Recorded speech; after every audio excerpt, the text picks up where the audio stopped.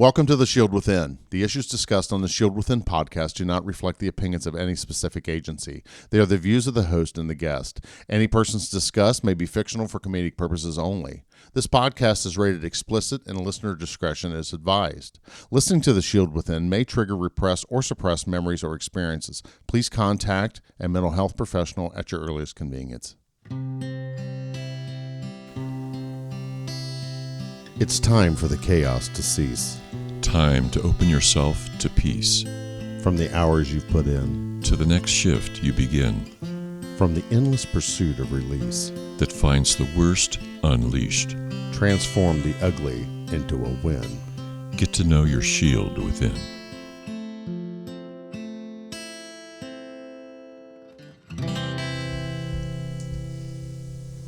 And welcome to the Shield Within. Welcome, Mark. Tonight, we haven't been together in quite a while, have we? It's been Of course, too everyone long. gives me shit for saying, what's in the time of day? So it doesn't matter. We usually record the Shield Within in the evenings, and tonight we have The Kelly. Kelly. Dr. David, and our very, very special guest who we've been wanting to get on a microphone for a very long time. Mm-hmm. The one, the only, Brian Gray. Hello there. Yeah, the man, the legend. Yes, that's right. I don't know about that, but We think you're a legend. You're a legend in your own mind, right? yeah, legend in my own mind for sure. Here's the legend. Here's the champ. So let's do a little bit of business. If you're on Facebook, and we know you are because our demographic shows mostly old people that listen to The Shield Within. Stop by The Shield Within with Facebook / Shield Within, or you can come by our website, which is www.theshieldwithin.com. On there, you can see our smiling faces. You can see the one and only Hedgehog Donnie. Print that off and be sure to plaster it up in your favorite bar anywhere. If you would like to talk to Dr. David, and we all know you'd like to talk to Dr. David, you can go to lessonslearnedcoaching.com, or if you go to our second page on theshieldwithin.com and push that coaching button, take you straight to him. And without further ado, drum roll. Dr. Dave, ding, you're up. First Have question. a button for that. Well, we could, but we don't know how to work our own shit. So, Too many buttons, man. right. Good evening, sir. How are you, Dave? I'm good, man. How about you? I'm doing really good. Awesome. I can't complain, thanks to you. I brought with me your clinical file Oh my God. from Good. the days when we saw each other. It's Is like that four. illegal? It's like 4 3-ring binders. It is with permission, I think. Yeah. Like classified info. Oh wait a minute! Here comes a guy with a 2-wheel cart. This guy's got problems. Is that for Brian or Dr. David? I think it's for all of us. To be honest with you. Yeah. There's a question. Right. Yeah. Well, it does have a kegerator, so. Oh, it's mine. And That's for me. Kelly's like, "Hey, I ordered that." Well, I have a lot of stuff to explore, and I didn't really find anything that was outside my memory when I went through your file today. It's like I remember our being together very clearly and with a surprising degree of accuracy. Wow. Always amazed when, oh my God, I actually, yeah. You may have to remind me on stuff. That's cool. That's cool. That just that now works just noticed fine. it. Sorry, Kelly's just now noticed the boom mics in here. I was like, hot dang, Dr. David. That's right up Really here. stepped up the game the last Mark couple did. weeks here. Yeah, that's Good right. job. Anyway, So I'm curious to start with. I think I actually met you for the very first time when you were a probation officer. Mm-hmm. And at some point, I'm not sure at what point, because we didn't know each other consecutively years. Like, at some point, you decided to become a police officer, right? Yep. And at what age were you when you made that decision? I was probably 20 years old. 20. Yeah, Okay. because remember, I was a cop in Indiana for okay. several years before I moved to Ohio. Okay, that's really good. That Yeah. was a chapter I don't have. Yep. So you were 20, living in Indiana, Yep. and really, I don't know anything about this. Like, is there an Indiana training academy like there is in Ohio? Mm-hmm. Yep. And is it for the state? Or? It's for the state. There's only one. Okay. It's a little different in Indiana, or it used to be. Now we're talking, this has been, what? Couple of weeks. A couple of weeks ago. Yeah. I can't do that high a math, so know, we'll just say it was a bit ago. Yeah. The Indiana Law Enforcement Academy, ILEA is what they call it. Yes. Indiana Law Enforcement Academy. Okay. Yes. And at least back in the day when I went through there's only one academy in the entire state. Okay. And every police officer in the entire state goes to that academy. Wow. And it's very similar to a military boot camp type setup. Okay. Where you have to live there. And it was 13 weeks long. So you lived there for 13 weeks. Wow.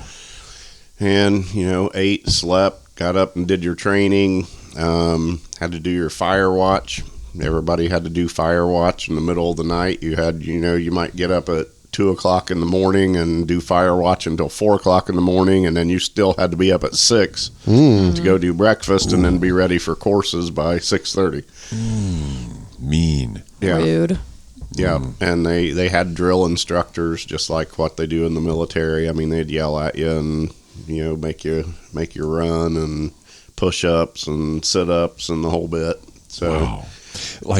Like Indiana has a highway patrol kind of thing. Mm-hmm. Did they go to the same place? Yep.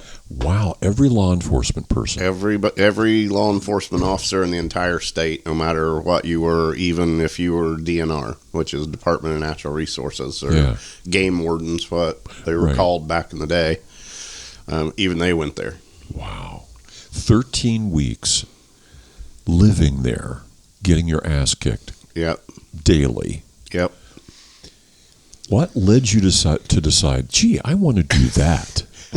Well, I didn't know that would happen when I decided I wanted to do it. I just thought, okay, there's a school I got to go to. No big deal. But you wanted to become a law enforcement officer because? It was just something that always had interested me. Okay. Even when I was a kid, when out playing, and always had my little sheriff star and my little cap gun on my hip and the whole 9 yards. But I love it. I never really thought that it would happen. In Indiana, it's way harder to become a cop. Or again, back then, I don't know if it's changed, but I think they're all begging right now. yeah, they're. Hey, you have a heartbeat? Yeah, you want to be a cop? Yeah, come on in. Right.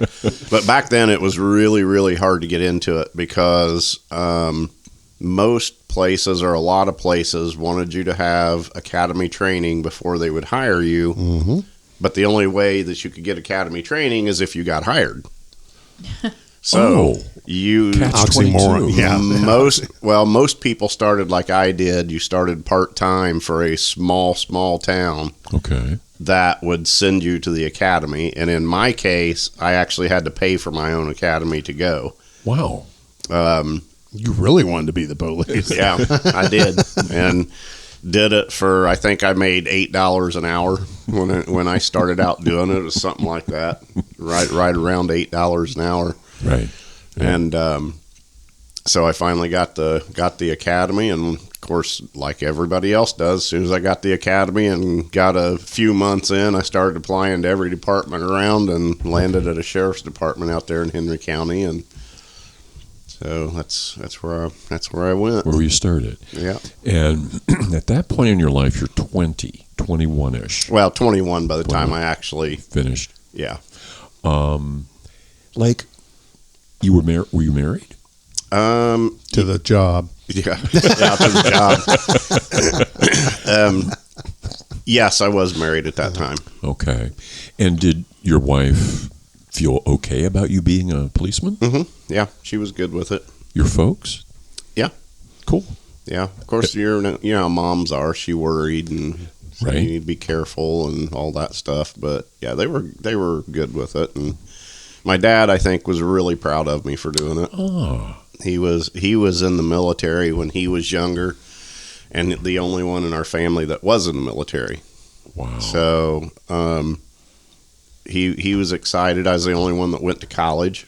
Okay. And which I went to. Is actually, I guess, technically a tech school, but it's I went to ITT. Oh, yeah. But I was the first one to ever go to any kind of training or anything outside of the high school that in my family. So that's a big deal. And then to go into something similar to the military, that's what I think Dad really liked that I did that.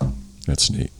And then Henry County. I don't know poop about Henry County. So somewhat like rural, like here? Oh, yeah. Very rural? Okay. It's a very, very small department. Okay. There's not a... It's back then, I think they had 35 officers maybe. Okay. If that, for the whole county. Okay.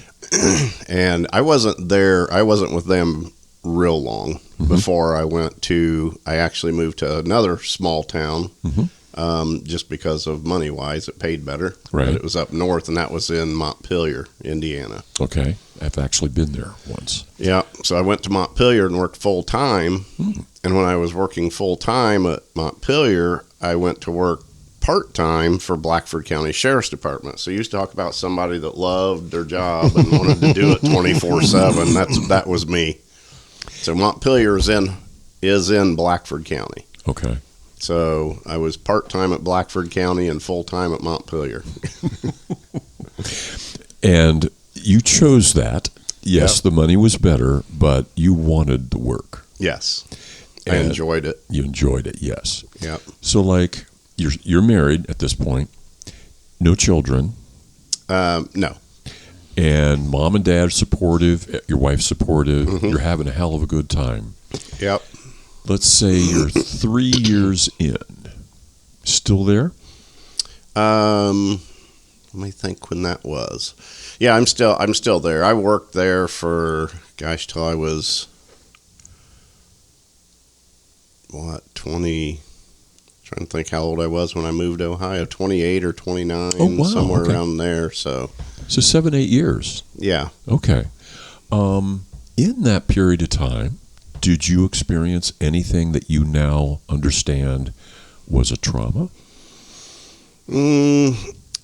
No, probably. I mean, the worst thing that ever happened to me, which could... I know how you get me to remember these types of things, Dave, and I know how this goes. And I was getting ready to say, no, I didn't experience anything, but it probably was. I just didn't recognize it at the time. And we did go on. The worst thing was probably we went on a call. It was for a domestic. And we pulled up into the driveway just like we do any other domestic. It's out in the middle of the country, fairly far out. There's no other houses around or anything. But pull into the driveway and I hear a pop and see a hole in the side of my cruiser. And I'm like, what's How'd that get there? And my buddy was with me, Matt. Yeah, he was actually the chief at the time. And he said, I think he just shot at us. So we ran around to the other side of the car. And in fact, actually, that is what happened. And kind of long story short, it was a long standoff, and the sheriff's department ended up coming out, and state police ended up coming out. And, Matt, who, like I said, was the chief of police at the time, he actually negotiated it. Wow. He was even though they had negotiators come in, Matt had been to training to do hostage negotiation and things like that. So state police just let him take lead on it, and he did a really good job. It was really cool. But at the time, I thought, oh, this is cool. Now I got a story to tell. God damn, I'm doing me some cop shit. Yeah, we're doing the real thing here. But some dude just shot at my car. Yeah. So fear wasn't a part of that equation. No, probably not back then. I mean, I'd say no. I mean, that's back when you're young and dumb, and you think that, yeah, this could be a dangerous occupation, but it'll never happen to me. It's one of those type things. So the invincible years. Yes, the invincible years. Yes, exactly. Yeah. So I can't remember ever being in a situation where I was in fear for my life outside of maybe that. And even then, once we realized what had happened, and jumped over on the other side of the cruiser where we were pretty much protected if he decided to fire anymore. Once we got over there, I was like, hey, this is cool. Now we're This like, cop shit's all right, yeah, man. like Mark said, we're doing cop shit, aren't we? So It does happen that Yeah. you can go through a really difficult experience and not be traumatized by it. right, And I think I want to even jump back farther before we go forward. We've had a lot of folks mention the importance of early childhood and how many law enforcement people enter law enforcement with really traumatic backgrounds as children, as adolescents, really difficult Right. upbringings. You didn't experience that. no, I did not. And I think that's also an important thing to note. Completely the opposite. Yeah, you had a very healthy, intimate family that had a track record of being very loving to all the children. Yep. It was a great set of parents. Yes. And so you were one of the folks who walked into law enforcement with a clean head. Yeah, You had nothing up there that was making things more complicated than they needed Right. to be. right. And with the idea going into law enforcement that when I decided to go into law enforcement, it truly was, I mean, you hear a kind of a standard answer from a lot of guys, a lot of police officers maybe, that, and I'm not saying all of them by no means, but a lot of them, they might get into it because, hey, this is cool. I get to push somebody around, and I got a gun, and I'm the one in charge. Right.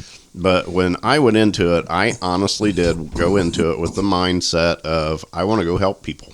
Yeah. That's what I want to do because that's the way I was raised. Yeah. How I was tying in there. What you saying with my upbringing? Right. That's the way I was raised my whole life. You were here to help other people, and we're raised in a Christian home and all that. So that's when I initially got into law enforcement. That's what I wanted to do. Yeah. I think one of the things we've learned is that's actually fairly common, and like you're saying, maybe not all, but a heck of a lot, probably a larger percentage than not, get into the field for that reason. They want to help people, regardless Right. of their background. Right. And Kelli has shared with us her story. She had a very difficult childhood and upbringing, but she wanted to help people. She saw policemen as folks who did that. Right. And you want to follow in those footsteps. Makes Yep. tons of sense to me. Yes. So you come to Ohio, and at that point, are you still married? No. Okay. No. I was my first wife. We were only married for not even 2 years, Okay. a little under 2 years. And then when I moved to Montpelier, Ah. we were divorced by that time. Oh, okay. So for my law enforcement career from that time forward, I was not married. Okay. What drew you to Ohio? My wife, Nora. Ah, your wife now, Nora. How Yeah. did that roll out? She lived over here. Of course, she worked out at West Central, Yep. where you'd met her, Right. and she's from Anderson, Ah, Mark. okay. Well, yeah, basically Anderson. Right. So she would come home on the weekends, and this is back when we were both younger, and we would go out to the bars with our friends and all that. Right. And she actually went out on a date with a friend of mine. Hmm. And we were all at the bar together and, just chilling out and having a couple of beers and all that. And her and my friend kind of had a little falling out while they were at the bar, and he ended up taking off and leaving her. Hell of a guy. Yeah, I was still there, and I was like, I can give you a ride home if you need me to give you a ride home. So I did. I gave her a ride back to her car because her car was still at my friend's house. So Right. I gave her a ride back to my friend's house, and actually once we got there, we stood outside of her car and talked for probably an hour. Yeah. And just hit it off real well, which I thought, well, it's not going anywhere. She's dating my buddy, and I'm not one of those. I would never Right. I would never do that to him. So, and we went out a couple other times where they were still dating. We went to the horse track in Anderson one weekend. My wife loves to tell this story, but she says this was the night that she knew that there was something special there, because we went to the horse track and my buddy was kind of ignoring her all night. Number one, he was kind of off doing his own thing and hanging out with other friends and all that. But I went to bet on a horse, and I can't really remember what the horse's name was completely, but it was Joseph something something something. You know how horses have like 10 names. Right. But it was Joseph something. So I bet on this horse, and I told Nora, I said, I'm going to bet on this horse. It's going to win because that's your son's name. And she, number one, she was shocked that I remembered her son's name because I'd never met him at that point. You were taking notes, right? Right. And she was impressed just because I bet on a horse just because of her. Right. Something her boyfriend would never have done. Right. Yeah, exactly. So anyway, and then they ended up breaking up eventually. And so when they broke up, I called her and I asked her out. And she said, I would love to go out with you, but I feel weird about it. She said, because of dating your friend. And I said, well, how about if I call and ask him? And she said, if you get permission, then yes. And so I did. I called him up and I said, hey, yeah, I know you guys broke up. You're not dating anymore. Do you care if I ask her out? And he said, I don't care. You know, I'm not dating her anymore. You know, we're done. Right. I said, okay, I'm going to call her back. So I did, and we went out on a date, and the rest is history. Right. She knew you were a cop. Yes. And it didn't bother her. Did it appeal to her? Maybe. I'm really not 100% sure. It may have. I mean, she's always been around law enforcement because that's the field she's always been in. Okay. Of course, when she very first came to Ohio, I don't even know if you knew this or not, but when she very first came to Ohio, she worked in adult probation. Right. For Miami County. Yeah. That's how she got started. Yeah, I didn't know she was a PO. Yeah, that was before West Central was even there. Right, exactly. And she actually was one of the first ones that was hired with West Central. So with between her and Bill, they're the only two that actually was there when it opened and was there when it closed. Right, yeah. So yeah, that's when I met Nora, was when she was a PO. Yeah. And her kid was still just a kid. Yeah, he was really small back then. He's probably only 5 or 6, maybe. That's exactly what I was thinking. Yep. What year did you get commissioned? First time in Indiana, what year? 1998. 1998. There we go. No, it can't be 98. 89. No, 1989. 89. Okay. Yeah. Yep. Wow. I was going to say, because I started Covington in 91. And then when did you come there? 96? It's almost faded out, or I would be able to tell you. It's got the date on there on my arm someplace. That is an old tattoo.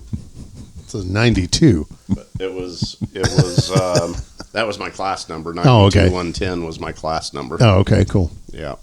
So it had to be 89, okay. I believe. So you worked a couple of years and went to the academy. Yep. When you come to Ohio, do you have to go through OPATA? I mean, do you have to go through? Yep. You do, even though you've gone through it in Indiana already, and you've been a law enforcement for years. This state is FUBAR, dude. They don't recognize. It seems like they don't recognize anybody. I have a veteran that's in the police academy now. There was a cop and a full-time cop in Colorado. Then she went to Florida, and she was down there. And she's been a cop for 11 years. Okay. And there's a little bit of a break in service. Right. So Ohio's making her take the entire fucking basic academy over again. Wow. That is the dumbest shit I've ever heard in my life. It should be just like a 40-hour update and you're done, but they don't recognize anyone else's training for some reason. It's it's bizarre. It Now, really see, is bizarre. with mine, they did recognize part of mine from Indiana, but I was still commissioned through Indiana when I started the Ohio Academy. Oh, okay. Where'd you go? Sinclair. Okay, see, you were in Sinclair grad. Oh, me too. Yeah, look at that. Yeah. A little bit of time difference there. You weren't in my class? No, I started life in 1990. That's when I started living. A couple years later. But yeah, I had to take I forget how many hours it was. It was a fraction of what the whole academy was.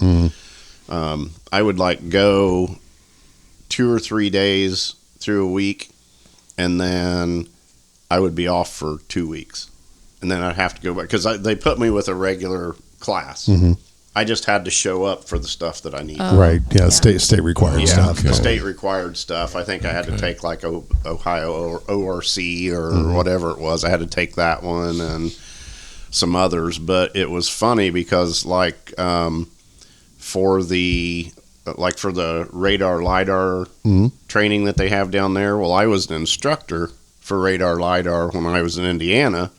So during my class, they asked me to come back and help them instruct for my class during that because they were short on instructors. Nice. You're going to take the class and teach it. Yeah, I had to take the class and teach it. Not much has changed yet, right, Sarge? Still No. short. Still short and stuff. Wow. So you finished that and was it like Indiana, you had to have a job before you could go to the academy, and then you worked that place after you were done? So did you already have a job when you went to the Ohio Academy? No, not in law enforcement. Not in law enforcement. No, okay. That's when I was working.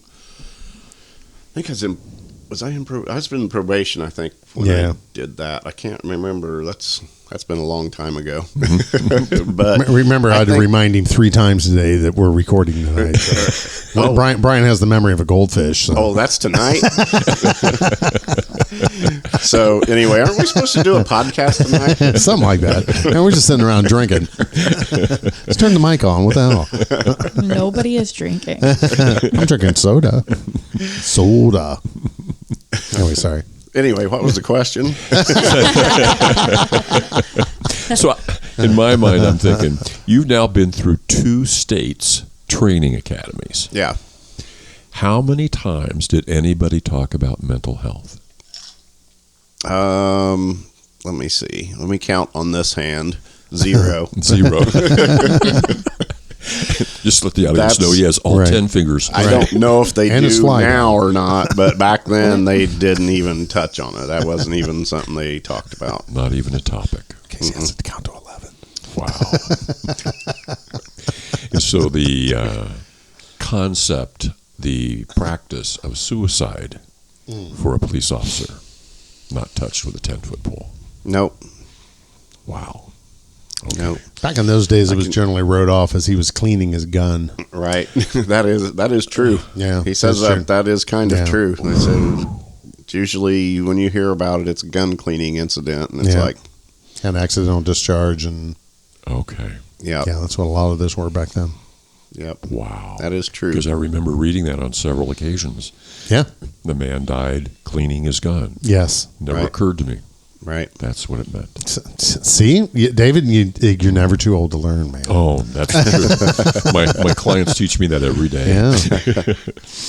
Wow. So at some point, I know this from listening to another podcast because your arrest of the individual hosting the show is somewhat legendary. At some point, you became a law enforcement officer in Covington, Yes. Ohio. Yep. And Covington, for people listening, is a village of like a couple thousand people. Yeah, probably. Mark should know that number since he used to be on the city council there. But yeah, it's 2,300, Mark. Yeah, that's about right. Yeah, 2,300 people, I think, something like that. Really small. And so, how big a department? There was, at the time I was there was 4 of us total. How Then they had some reserves, some auxiliary, but Okay. but there was 4 of us full time, including the chief. including the chief. How did you do the time? How did you split up your what was your shift? Yeah, most of the time for a long time, they were 12-hour shifts. We would do like a 6 to 6, and you'd do like a 3 on and 2 off, Mark? Yes. Yeah. Work 2, off 2, work 3, off 3. Yeah. Wow. Yeah. And this is even smaller than Montpelier. No. About the same. About the same size. Yeah, Okay. about the same size. And It's about an even trade. In that period of time, would you say now that you experienced anything that you would call traumatic? No, not when I was in Covington. Not that I can remember, anyways. Okay. Nothing sticks out. Okay. How many officers were on duty at the same time? Yeah, generally one. We did have an overlap shift.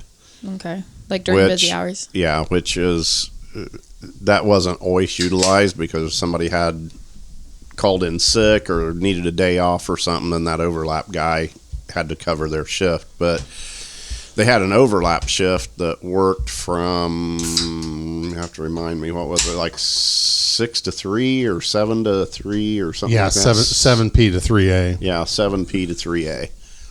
And that was the overlap shift. Wow. And during that time, there was always 2 people on. You have that was of the evening. Yeah. 7 days a week, 7 nights a week. No, that guy did. I think he did a 6 and 3, didn't he? Yeah. Or 5 and 2. Yeah, I don't remember. He worked the weekends. Okay. The overlap would be on the weekends. Okay. So it was like Friday, Saturday, Sunday was the overlap shift, and we switched out. It wasn't like each person had was stuck to that. Okay. The guy that worked the afternoon shift would swap with the guy doing the overlap shift. And I'm trying to remember now, we weren't doing 12s when we were doing that shift, though. We were doing 8s. Oh, yeah, right? you were still on the 8s then? Yeah, we were still doing the 8-hour shifts when we was doing that, because I was like, no, hold on. Yeah, because the chief did what, like 6 to 2, and then, Yes. or no, I'm sorry, 7 to 3.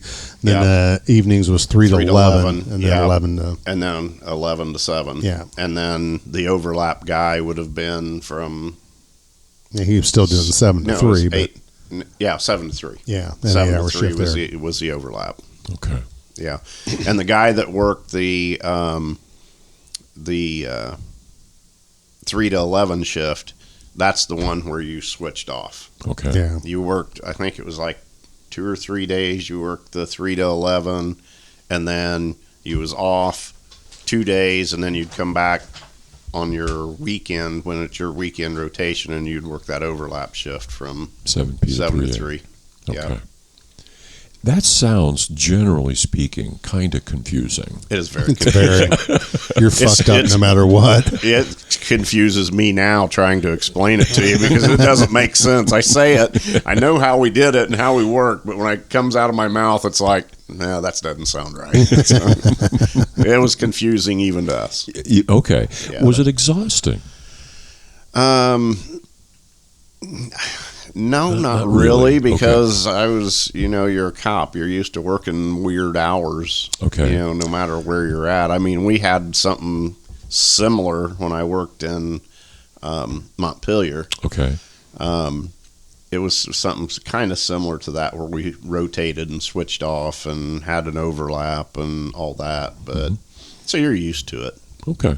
I mean, it's Now I can remember when they went to the 12s, Brian got fucked. I remember he had to work like 18 days in a row. yeah. What? And, 18 12-hour days in a row. Yeah, when- he was just a fucking zombie. Timmy D was off or something. I think for his knee or shoulder Injury or something like that. I Yeah. forget what it was now, but yeah, it was. There was nobody to work, and they used to have some reserve officers or auxiliary officers there that they would fill in with. But I think at that time there was like none available or none working or something like that. And you were on days, right? Yeah. And he worked every day for 18 days straight. Yep.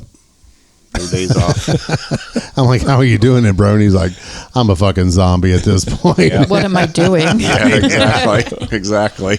And I tell you what, you think that, when we did 3 in a row, that was taxing. I cannot imagine the hell you went through doing 18 in a row in a village. 1812s 12-hour shifts. In a village in Covington. that's boring. In Covington, that yeah. you just drive around in circles all night long and shake doors Oh my and goodness. I'm thinking a call would have been a relief. Yeah, it was definitely. You looked forward to getting something to just keep you busy for a little bit. Occupy your mind and your time. Yeah, or you would hear the county in the middle of a pursuit, and you'd be sitting there in your car, just praying that they turn down your street. Please come to the village. Please come this way. Please come this way. The more, the merrier. Yeah. Yes. I'm going to hijack you here real quick. I can remember because I was on I was on council, and I was chairman of the safety committee when young Mr. Gray showed up, and he applied, and I was part of the board that interviewed you. And Brian, I remember Brian came in. He was very well dressed. I thought he was an attorney. And we had a couple applicants come in. We had a guy that was there that really wanted the job. He was a reserve guy, loved him to death. But Brian just really come in and owned the room. You know, he walked in, he had great presence, you know, and I threw some left-handed dumb cop shit questions at him, which then one time I remember he kind of laughed a little bit, and he said, I'm going to rephrase that. And he repeated the question back. Do you remember this? He repeated the question back to me. He said, I'm going to say it back to you so I'll be sure I understand it. And he said it back to me. And I said, yeah, that's what I'm meaning. And he said, okay. And then he gave a very well-rounded answer. Excellent. And everyone just like, and half the people were like, wow. And pretty soon it became Brian and I were just talking, you know, him and I talking cop, because I was a police officer while I was serving as a councilman for the village. Okay. So, Sounds like a conflict. no, it really wasn't. He was at Tip City. Yeah, I was down. He wasn't the tip. Yeah, in Covington. But Brian did a very good job interviewing, and I'm like, yeah, that's the guy. And the guy we had there, he was disappointed. I mean, he wasn't mad, but he was disappointed. But you know, and it's like I explained to him, because he was a friend of ours. I said, well, you know, when you got competition like that, dude, you got to bring your A game. I mean, you can't walk in the door thinking because you're already here that you're going to be the guy. Yeah. You know, this guy, it just has so much more than you do. Awesome. You know, Brian's already been a cop for a long time, and he brings a lot to the table. He knows the county, and you know, he always just did a great job the whole time we were there. Thank you, Mark. No, it's right from my heart, bro. Matter of fact, when we started the honor guard here in Miami County, Brian was was you second gun? Yeah, he was the second gun. He was part of the original crew of the honor guard when we started it. Hey, don't forget to silence your cell phones. It's a good PSA announcement, you know, for all these old people in the area like Brian who forgot to put his cell phone on. Yeah, didn't even think about it. Yeah, go ahead and answer him. Put him on here. We'll put him on the air. I can't reach it. It's actually my brother-in-law. Oh, is it? You want to text him back? What couldn't you reach? He will. His penis. The case is so thick. I have no fingernails, and the case is so thick I can't reach the little button that's under there to put it on silence. Oh, well, there you It go. doesn't have a volume button. Whenever we go to, well, yeah, but it won't. That'll just silence the ringer. If anybody texts, it'll still go off. Yeah. But anyway, Brian was one of the originals when we first formed the honor guard back in 2002. He was, and I asked him about it. He's like, well, hell yeah. Wow. And shortly after we formed, our good friend Bruce Brand unfortunately passed away. And Brian, I still have that photo around here somewhere. I need to find it, of all of us doing the honors funeral for Brother Brand. Yeah. You know, because that's fond days, man. You know, and then one day I got this picture here in the studio, and we'll put it up on social media. Is that okay? Yeah, I'm fine with that. And that I stopped by the house for something, and Brian stopped by, and we were both in uniform that day and snapped that picture off. And I think Dan Oshner took that picture of all people. Yeah, he but did. I was like, hey, man, let's get a picture of him in uniform. And I can remember we were standing on the porch across the street at 212. And maybe I'm getting ahead of myself in the interview, but Brian said, well, I need to talk to you. And I said, what's up? He said, I'm done. And I got a lump in my throat, and I went, what? Yeah. Wow. Yeah, I was devastated, because this is the greatest fucking job in the world. You're gonna quit? What? Yeah, I remember that day. Yeah, I'm getting upset just thinking about it. Yeah. But We just won't tell them why I quit until we get later on in the well, interview. you did have your surgery. But no, we'll talk about that here in a minute. But it was devastating to me because I'm thinking, God damn, man, we got all this going on, and meaning, it's kind of like the Blue family. Right. I'm losing my brother. Right. And I remember Brian looking at me going, dude, I'm not dying. It's not like I got cancer. I'm just not going to be a cop anymore. There's something I want to go do. Yeah. That's bigger than both of us. And I'm like, you're not going to be a cop anymore. Go ahead. Looking at me with that judgmental eyes there. No, that Kelli. seems like a very traumatic experience for you. Is that the first friend that you had that left law enforcement? Yeah, absolutely. Because I also remember the first time that I had somebody that was very close to me leave, and I'm like, what are you doing? Yeah. What else is there You're to leaving do? the cult. Like, you'll be nobody. Exactly. And poor. And There's no other way to make money in this world. Yes, because we cops make so much oh, money. yeah. And it's so fun. So that begs the question, what did lead you up to the decision? After, 10, 12 years in the field? Yeah. I don't want to do this anymore, or I can't do this anymore. What was the thought in your head? I guess we're going to be leading into that here shortly anyways, but I can honestly tell you what led me into that 100% was 9/11. Oh, wow. Absolutely 100%. 9/11 came, and just like everybody else, every other red-blooded American in the country that was pissed off wanted to do something.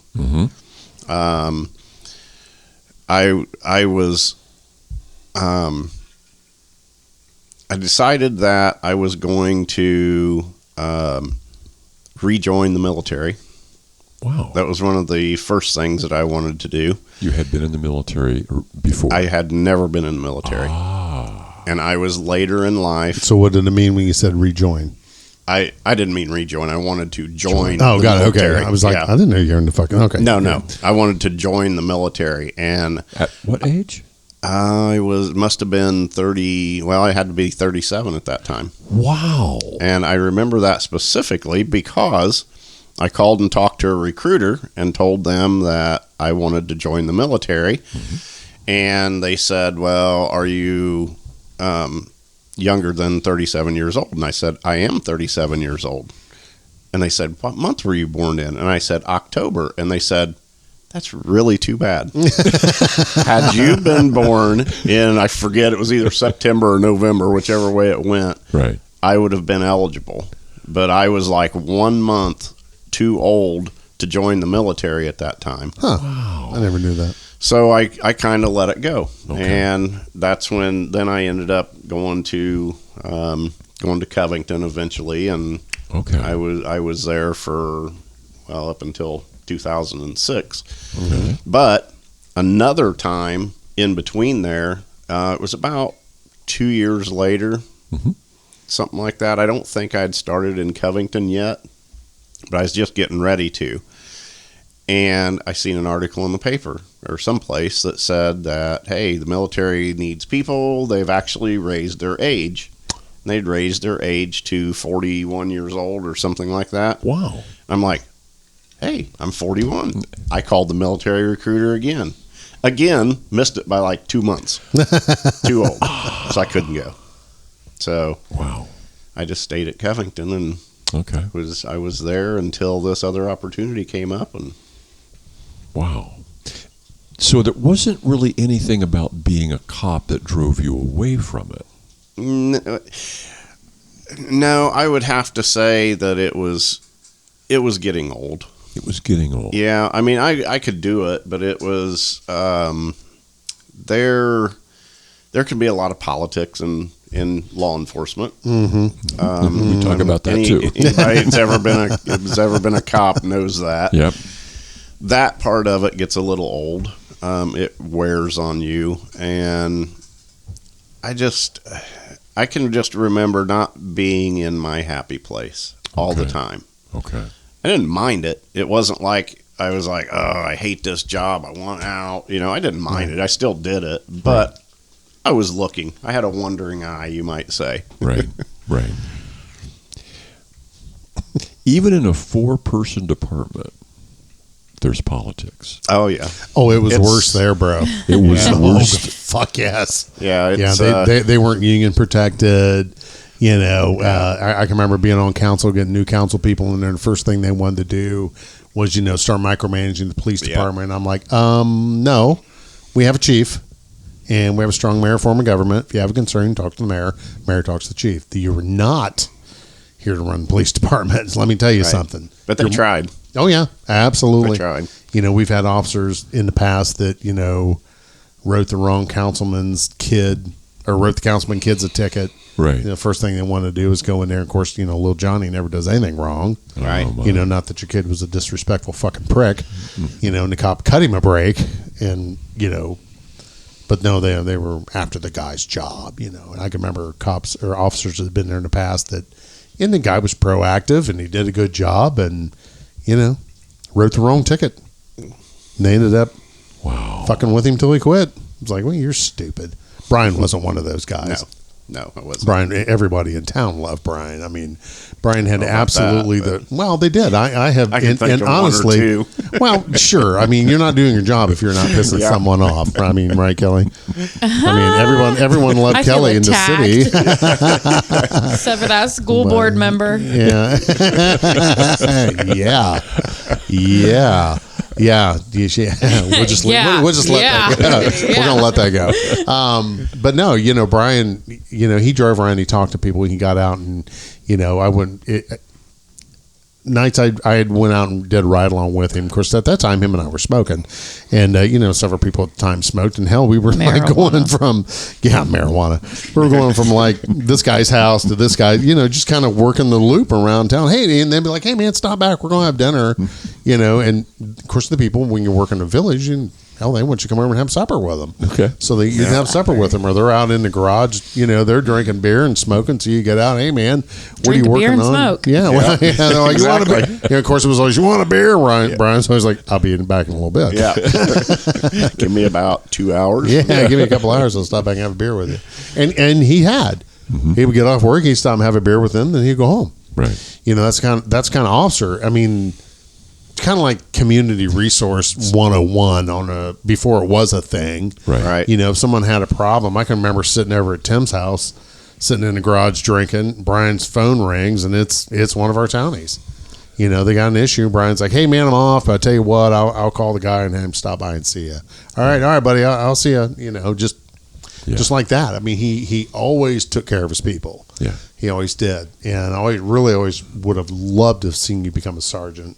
Because you're just a natural born leader, and the guys even the younger guys all looked up to him. Mm-hmm. And it was a close unit, right? Because everyone there at the department was same aged, and it had kids about the same age, and it was kind of like a bunch of friends working together is what it was like. Yeah, very very close knit department. Everybody got along real well, and all the officers hung out together and all that. So the politics came from outside the department. Yes.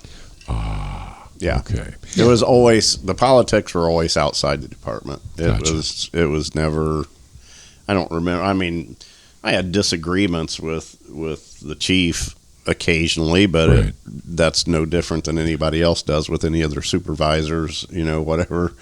Right. But politic wise, it was always from outside. It was usually from the city councilman, not Mark. Mark was the perfect city councilman. These guys I wish funny. They were all like Mark. Right. I would go in and pull my desk drawer open and we'd be like, "Hey, fucker." There'd be a note in there. And I'd just shut the drawer back and look up. He'd be standing in the crowd just grinning at me. Or the side of my pencils up there, they would write in pen like notes on the side of it.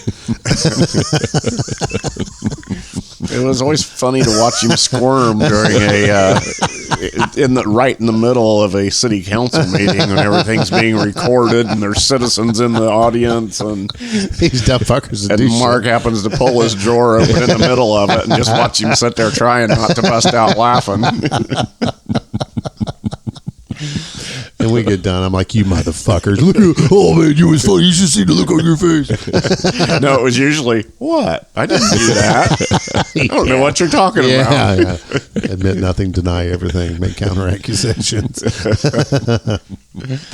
Well, I think it's really cool that something drew you to it rather than something drove you from being in law enforcement. Right. Something bigger, I think I like your language, something bigger than all of us had happened, affected everybody that lived in this country and had, neurons working and stuff. Yep. And that's what drew you to it. You wanted to do something. Right.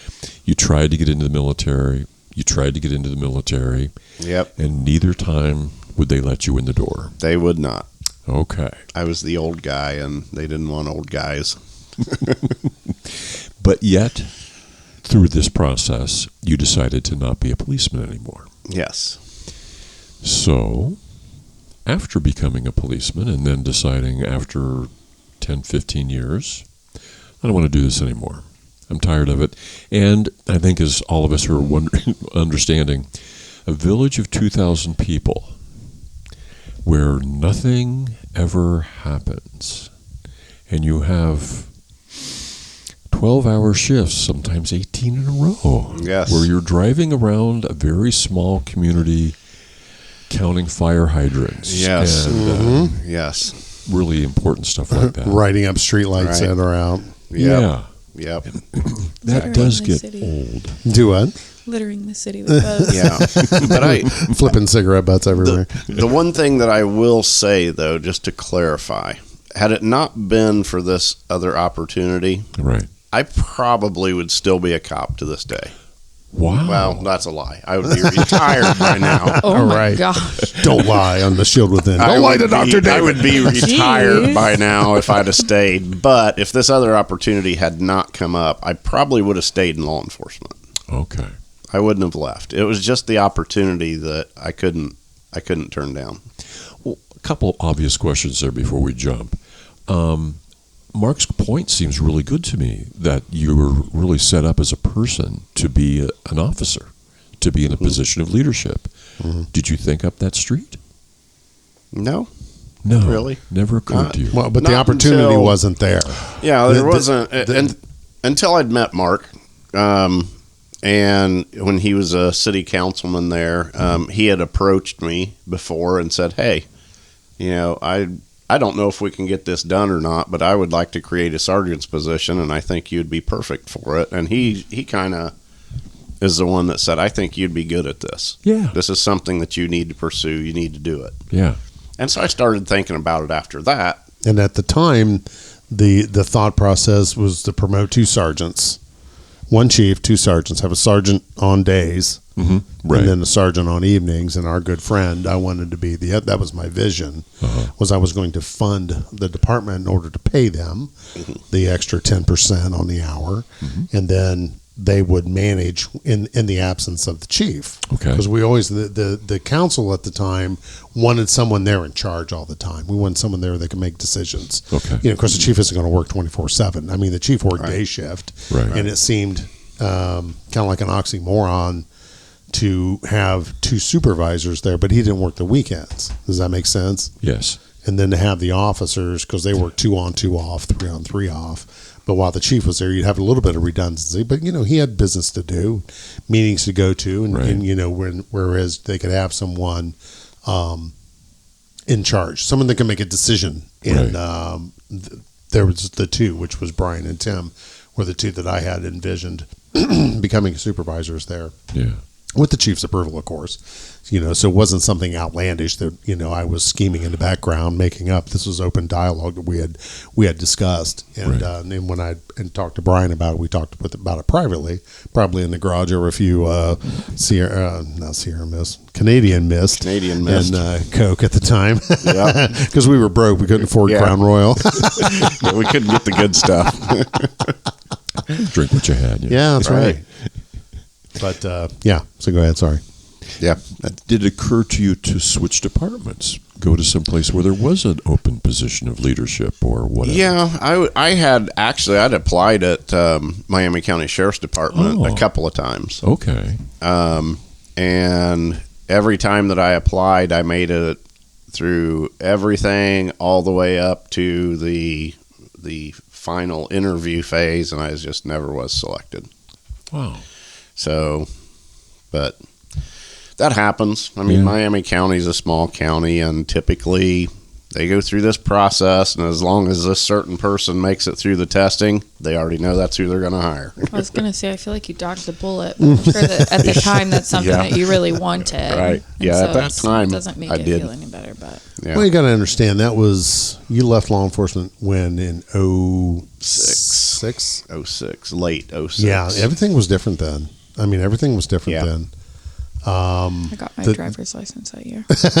You were 16 or 15 and a half. 16. But everything was different. I mean, that was a very reputable department that everyone wanted to work at.